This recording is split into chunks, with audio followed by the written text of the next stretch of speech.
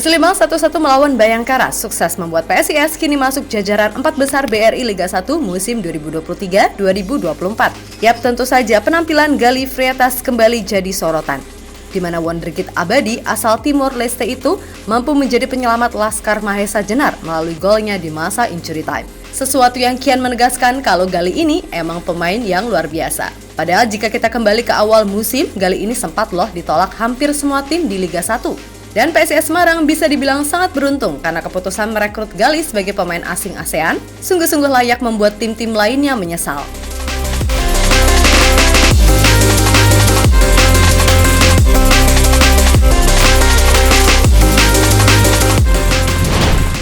Paulo Domingos Galih da Costa Freitas, atau yang akrab disapa Galih Freitas itu kini benar-benar menjadi idola baru bagi publik Semarang. Yap, winger 18 tahun asal Timor Leste itu tak butuh waktu lama untuk menyesuaikan diri dengan kultur sepak bola Indonesia. Hal itu ia tunjukkan lewat performa impresif ya bersama PSIS Semarang, di mana sejauh ini Galih udah bikin 7 gol dan 3 assist dari 16 pertandingan yang telah dilakoni.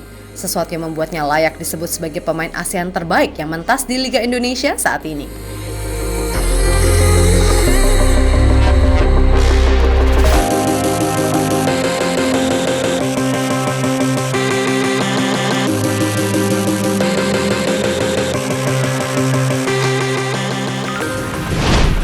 Nah, sebagai winger, Galih ini emang punya bakat luar biasa. Bahkan untuk pemain dari Timor Leste yang maaf nih, sepak bolanya masih jauh tertinggal, kualitas Galih sungguh layak untuk main di level yang lebih tinggi. Selain masih muda, kemampuan dribble dan visi bermainnya pun sangat baik. Selain itu, Galih juga dianugerahi kemampuan shooting yang akurat, sehingga itu sangat berguna andai PSIS mengalami deadlock. Kali lagi kepada Galih Freitas.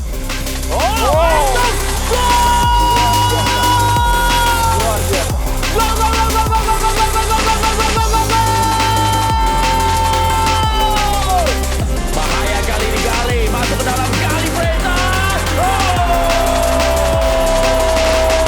Carlos Cortez akankah drama tercipta. Galih Freitas! Galih Freitas melaju dengan secepat kilat, mampu melewati hadangan dari pemain bertahan Bayangkara dan akhirnya melepaskan tendangan datang.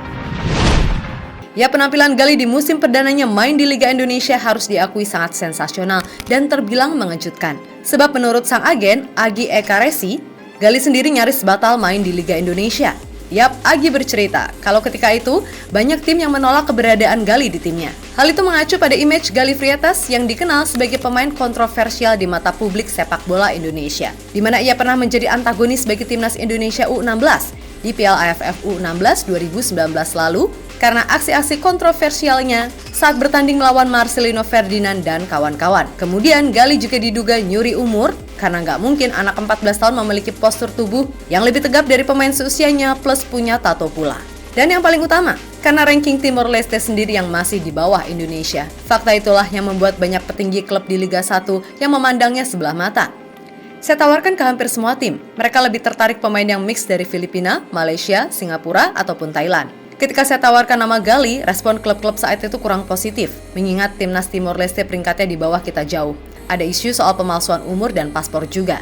Ucap Agi dilansir dari Okezone.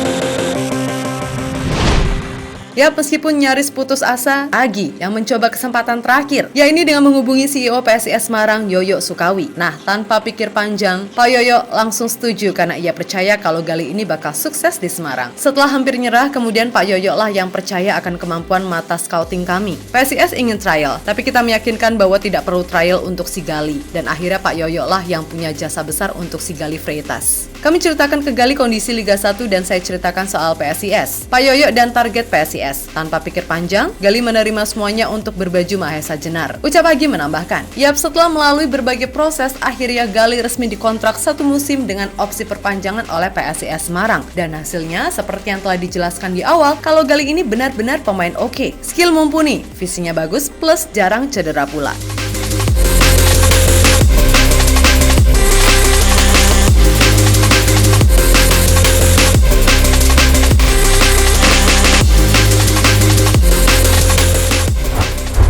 Yap, di sisi lain melihat penampilan si Gali yang ternyata moncer, membuat kini banyak klub Liga 1 hingga tim-tim luar negeri berusaha memberikan penawaran. Namun Pak Yoyo secara tegas akan berusaha semaksimal mungkin menahan Gali, salah satunya dengan perpanjangan kontrak dan kenaikan gaji. Gali Freitas tidak dijual. Banyak klub yang mulai menawar, termasuk dari luar negeri. Tapi kami, PSIS Semarang, tidak akan melepas Gali Freitas ke klub manapun. Dia masih bersama PSIS Semarang. Selama Gali Freitas masih kerasan di sini, PSIS pasti tidak akan menjual. Harus kami akui, masuknya Gali Freitas merupakan pemain dengan pembelian yang berhasil. Di sepak bola Indonesia, yang sulit adalah beradaptasi. Kalau pemain bagus, banyak di luar sana. Tetapi Gali datang ke sini terus beradaptasi, jadi lebih bagus. Itulah ciri pemain yang akan sukses di kompetisi Indonesia. Ucap beliau dilansir dari Tribun News.